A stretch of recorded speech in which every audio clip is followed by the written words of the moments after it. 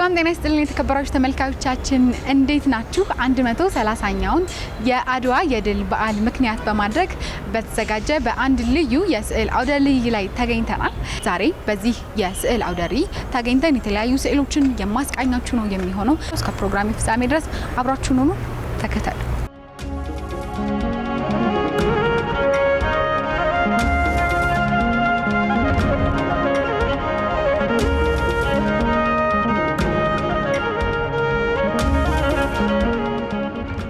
ኤርሚያስ ፍቅሬ ይባላለሁኝ። እዚህ የስዕል አውደ ርዕይ አስተባባሪ ነኝ። ይህን አውደ ርዕይ ለማዘጋጀት ከአድዋ ድል በላይ የሚያነሳሳ ነገር የለም። ይህን አውደ ርዕይ ብቻ አይደለም፣ ብዙ ነገር ለመስራት የአድዋ ድል በዓል ያነሳሳል። ግን በተለየ መልኩ ህብረ ሰዓሊያን ቡድን ላለፉት 8 ዓመታት የአድዋ ድል በዓልን ምክንያት በማድረግ የስዕል አውደ ርዕዮችን ያዘጋጃል። ስለዚህ ይሄ 8ኛው አውደ ርዕይ ነው።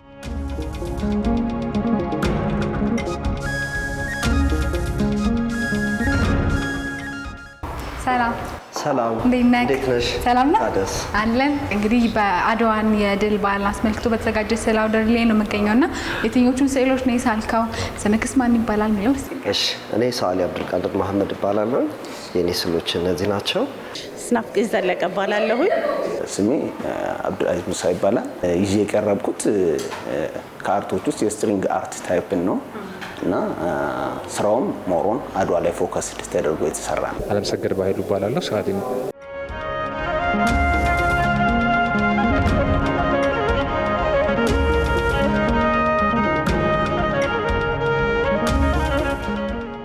ስዕሎችን በምትስልበት ጊዜ ምን አይነት ስሜት ውስጥ ነበር? በምን አይነት ስሜት ነበር እነዚህ ሁለት ስዕሎች ልታዘጋጀቻል? ማለት አድዋ ጦርነት ብቻ አይደለም፣ ታሪክ ነው ብዬ አስባለሁ። የሆነ ርዕዮተ ዓለም እንደቀየረ ይሰማኛል እና ያንን እያሰብኩ ነው ስዕሎችን እየሰራሁ ያለሁትና ስዕሉ ደግሞ የጥቁሮች ድል ነው ብዬ ስለማስብ ስዕሎቼን በጥቁር ቀለም ላይ ትኩረት አድርጌ ነው የሰራሁት ማለት ነው። ማንኛውንም ስዕል እንደምሰራ ሁሉ ሀሳብ ያስፈልገዋል። አሰብኩኝ እንዴት መስራት እንዳለብኝ። ያው ዝግጅት ይፈልጋል። ስለዚህ ያንን ዝግጅት ታሪካዊ የሆነ ነገር ነው። እንዴት ነው ታሪኩን እኔ ማስተላለፍ የምችለው ብዬ አሰብኩኝ። በምን አይነቱ ናቴ አጅስት ባረገው ባቀናጀው ብዬ አሰብኩኝ።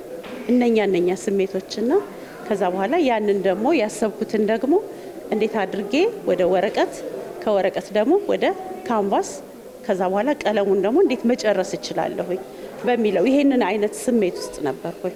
ጥሩ ስሜት፣ ደስ የሚል ስሜት ያለው ነገር ነው። ምክንያቱም እኔም አንዱ ኢትዮጵያዊ ስለሆንኩኝ ሀው ቱ ኮላቦሬት የሚለውን ለመግለጽ ነው። በጣም ዲፌንድ ማድረግን ከመውጋት ባሻገር መግለጽ ነበር በዋናነት የፈለኩት። ስለዚህ ነበር ጦሩን ያስቀራሁት። ከዛ ሀው ቱ ኮላቦሬት የሚለው ግን ከዛ ደግሞ በዛ ሰዓት የነበራቸው መገለጫ ሁለቱንም አንድ ላይ በሚገልጽ መልኩ ነበረ ስትሪንግ አርት ላይ ለመግለጽ የሞከርኩት። ሁልጊዜም ያው የአድዋ ታሪኩ ሊያብሮ የሚኖር ነገር ስለሆነ ባሰብነው ቁጥር የሆነ የተለየ ስሜት የሚሰጠን አለ ነው። ምናልባት ስራው ላይ ሲኮን ያ ስሜት እንደገና ይነሳና ወደዛ ነገር ውስጥ ስለሚወስድ እዛ ውስጥ እንደሆነን አድርጎ የማሰብ አይነት ነገር ይመጣል። ስዕሉ የራሱ የሆነ ሀሳብሽ የምትገልጭበት የሆነ መንገድ ስለሆነ እዛ ውስጥ በደንብ ቆይተሽ ከሀሳቡ ጋር እንድትያዥ የሚያደርግሽ ነገር ስለሆነ ትልቅ ሰፊ ሀሳብ ነው። እያንዳንዳቸው እነዚህ ሰዎች ስናስባቸው ሌላ ስሜት ውስጥ ይከተላል ብዬ አስባለሁ።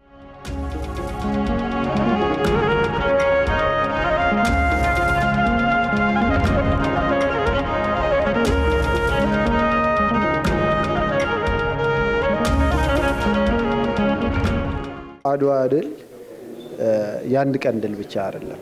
ስዕሎቹንም እንደተመለከትሽው ቲማቸው አድዋ ላይ ብቻ ፎከስ ያደረጉ አይደሉም። ማለት ወደዚህ ያመጡሻል። ለምሳሌ እነ ዘራይ ድረስና አበበ ቢቂላን አይደል አልሻል አብዲስ አጋን ተመልክተናል።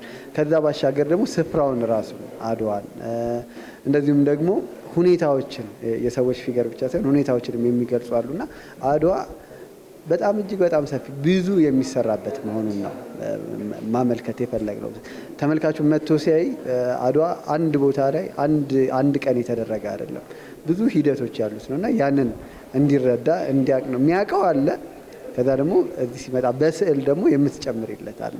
በፊልም ደግሞ የፊልም ሰሪው የሚጨምርለት አለ። በመጽሐፍ ደግሞ ደራሲው የሚጨምርለት አለ። ስለዚህ ተመልካች መጥቶ ይሄንን ሲመለከት ከአድዋ ጋር መተሳሰር ነው። ከዛ ነገ ጠዋት የኔ አድዋ ምንድነው ብሎ እንዲያስብም ነው ዋናው። ስናወራ አሁን ከሳሊዎቹ ጋር ከዚህ ስዕል ምንድነው የምናገኘው?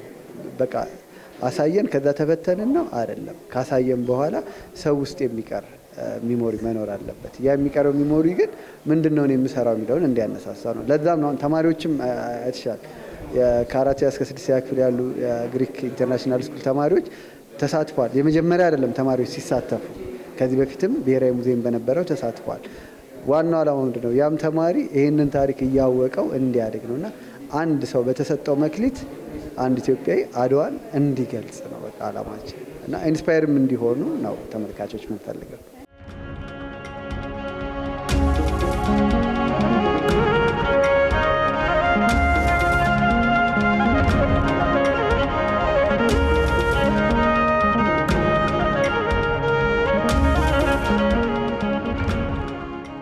በጥቁር ቀለም ላይ ትኩረት ግን ያደረከው ምናልባት ሌላ ምክንያት ካለክ እስቲ ምክንያት? ምክንያቴ አንደኛ ድሉ የጥቁር ሕዝብ ድል ነው ብዬ አስባለሁ።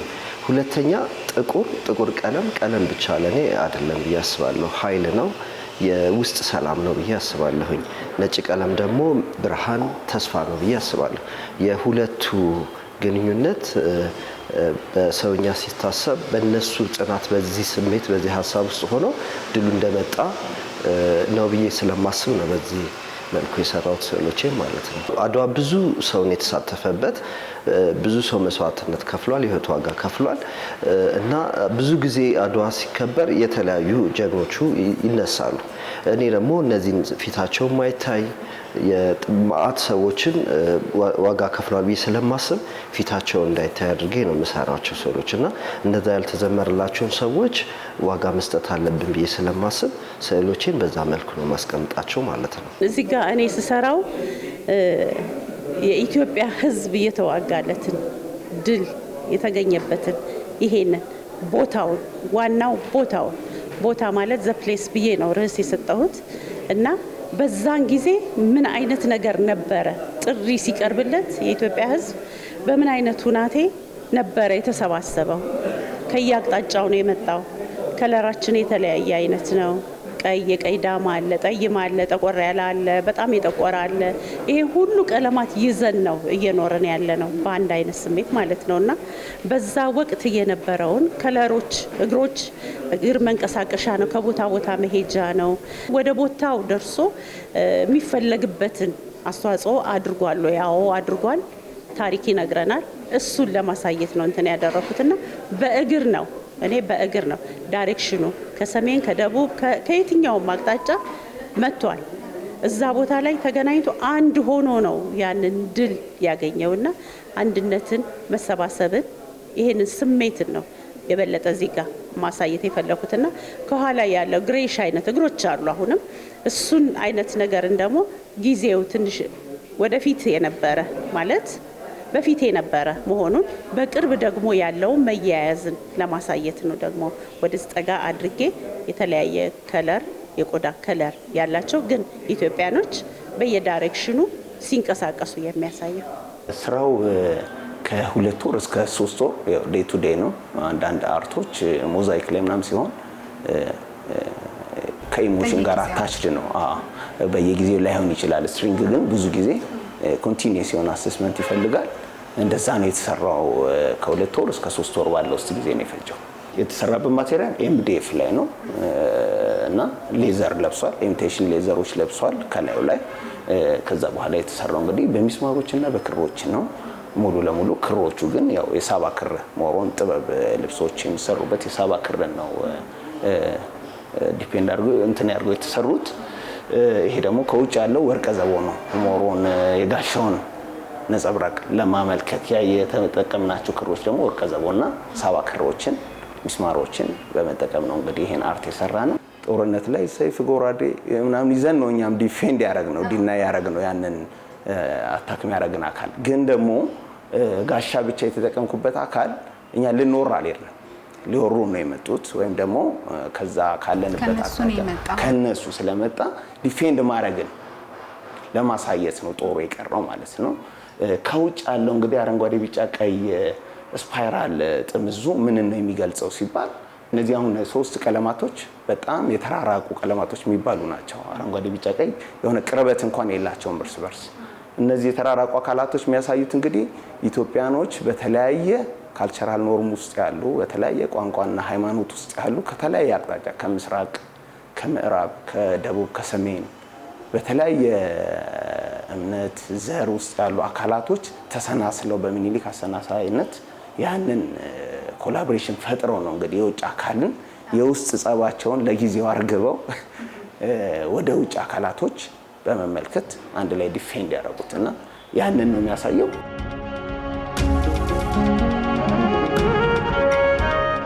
እንግዲህ የአድዋ ድል እዛው ጋር ብቻ አይደለም የሚያቆመው፣ ወደፊትም ለሚመጣው እንዲሁም ደግሞ ከኋላ ላለው ታሪካችን እንደ ማስጠበቂያ ነው። ከአድዋ ድል በኋላ የተለያዩ ነገሮች ተነስተዋል። ምናልባትም አሁን ከዛ በኋላ በተነሱ ትላልቅ ሰዎች ያንን እንደ መነሻ አድርገው የተነሱ ሰዎች ናቸው። ከነዚህም ውስጥ ያንን ድፍረት እንዲኖራቸው ከኖራቸው ውስጥ ዘርአይ ደረሰ አለ፣ አብዲሳ አጋ አለ እና አበበ ቢቂላ አለ እና እነዚህ ሰዎች ምናልባት የአድዋ ድል ማሸነፍ የልብ የሰጣቸው ሰዎች ናቸው። እዛው ሮም ላይ ነው ታሪክ የሰሩት ማለት የተዋጉትም ማለት ይቻላል። ትልቅ ታሪክ የሰሩት እዛው ሮም ላይ ነው። ይሄ ድፍረት እንግዲህ ከየትም የመጣ አይደለም፣ ከአድዋ ድል ጋር የሚያያዝ ነው።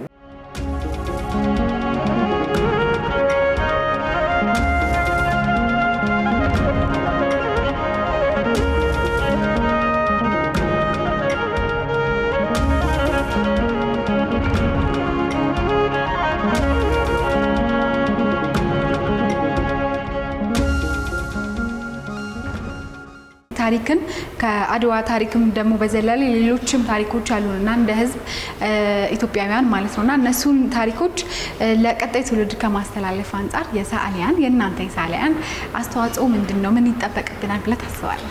እኔ እንግዲህ ብዙ ጊዜ ኢትዮጵያ ውስጥ ሳይ የኢትዮጵያን ሂስትሪ የሚተርኩ ስዕሎችን አላይም። ይሄ ማህበር አድዋን እንደ ሀሳብ አንስቶ የሚሰራው የሀሳብ ክፍተቶችን ለመሙላት ነው ብዬ አስባለሁ እና ብዙ ታሪክ የተሰሩ እኛ ሀገር ውስጥ አሉ። ከዛ ውስጥ አንዱ አድዋ ነው ብለን ነው እኛ የተነሳ ነው። ሌሎች ሰዓሊዎች ደግሞ ሌሎችን ታሪኮች አንስተው ቢሰሩ ደስ ይለኛል። አርቱ ግን በጣም ክፍተቶችን ይሞላል ብለን ስለምናስብ ነው ስዕሎችን የምንሰራው። በሙያዬ ማስተላለፍ የሚገባኝን ነገር ማስተላለፍ፣ ማስተማር የሚገባኝን ነገር ማስተማር አለብኝ። ሁሉም በየሙያው ማድረግ የሚገባውን ነገር ካደረገ ነገሮች ቀላል ነው የሚሆኑት። አሁን እኔ በጽሁፍ ከሆነ በጽሁፍ፣ በሙዚቃ ከሆነ በሙዚቃ፣ በስዕልም ከሆነ ደግሞ ምንድን ነበረ መጀመሪያ የነበረው፣ ቀጥሎ ያለው ምንድነው፣ ውጤቱ እንዴት ነበረ፣ አሁንስ እንዴት መሆን አለበት የሚለውን ነገር ጥንካሬ እንዲኖረው አድርጎ መስጠት ነው። ትውልዱ ትልቅ ስራ ይጠብቀዋል። ምክንያቱም የግሎባላይዜሽን አንዱ ኢፌክት የራስን ነገር ችላ ማለትን ማስረሳት ያመጣል እና የራስን ነገር ማስታወስ ወደ ኋላ መጓዝን አያሳይም። ወደ ኋላም ብቻ ደግሞ እያዩ እንደዚህ ሰሩ ብሎ መሄድ እንቅፋት ይመታል እግር። በጣም ወደፊትም ደግሞ አንጋጦ መሄድ እንደዛው ነው፣ እንቅፋት ይመታል። ባላንስ መሆን አለበት። ወደ ኋላ ማንነትን ማየት፣ ወደፊትም ደግሞ ርቀቱን ጠብቆ ማየት፣ አመጣጥኖ መሄድን ትውልዱ መማር አለበትና ወደ ኋላ ያለው ጉዟችን ስንሄድ አድዋ ትልቅ ድላችን ነው። በአሁኑ ሰዓት ሀገራችን ላይ አንድነት መፍጠር እንዳለብን፣ ክፍተቶቻችንን መሙላት እንዳለብን፣ የራስን ታሪክ ማክበር ለወደፊት አንቺን ታሪክ እንድትሰሪ ኢሞሽናል ያደርግሻል፣ ስሜት ይሰጣል ያ ነገር እና የራስን ታሪክ ማክበርን ለወደፊቱ ትውልድ ያሳያል። እንግዲህ አድዋ ትልቅ የኢትዮጵያ ታሪክ ነው። ያንን ታሪክ ደግሞ በስዕል ለሌሎች ሰዎች ለማሳየት ከሰዓሊው ባለፈ ለተመልካቹ ይበልጥ ጠቃሚ ነው ብዬ አስባለሁ። ብዙ ሰዓሊዎች ቢያንስ አንድ ስዕል አላቸው። ብዙ ገጣሚዎች ቢያንስ አንድ ግጥም አላቸው። ብዙ ደራሲያን ግን አንድ ሾርት ስቶሪ እንኳን አልሰሩበትም። በጣም ልንሰራበት ይገባል ብዬ ገምታለሁ። አሁን ሌላው ማህበረሰብ የአድዋውን ድል የሚያይበትን አይን ንባቡ ቢኖረን በጥልቀት የምናውቀው ቢሆን ብዙ ልንሰራ እንችል ነበር።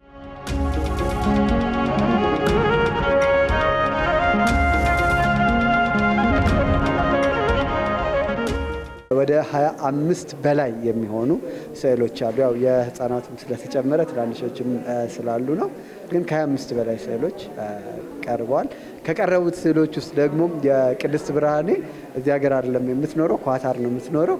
በየአመቱ ስትሳተፍ ስዕሎቿን ነው የምትልከው ማለት ነው እየላከች። ዘንድሮም እንግዲህ 2 ስዕሎች ልካለን ተሳትፋለች። ወደ 20 ሰዓሊያን ተሳትፈዋል። ከዚህ ውስጥ ወደ 11 ያሉ የህብር የስዕል ቡድን አባላት ናቸው።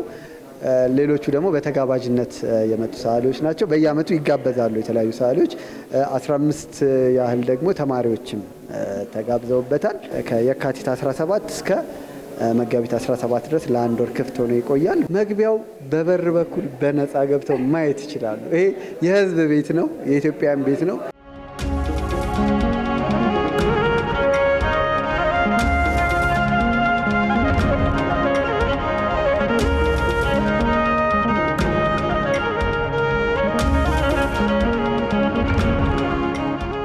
የተከበራችሁ ተመልካቾቻችን የአድዋን ድል በጥበብ መነጽር የተመለከትንበት ቆይታችን ይህንን ይመስል ነበር።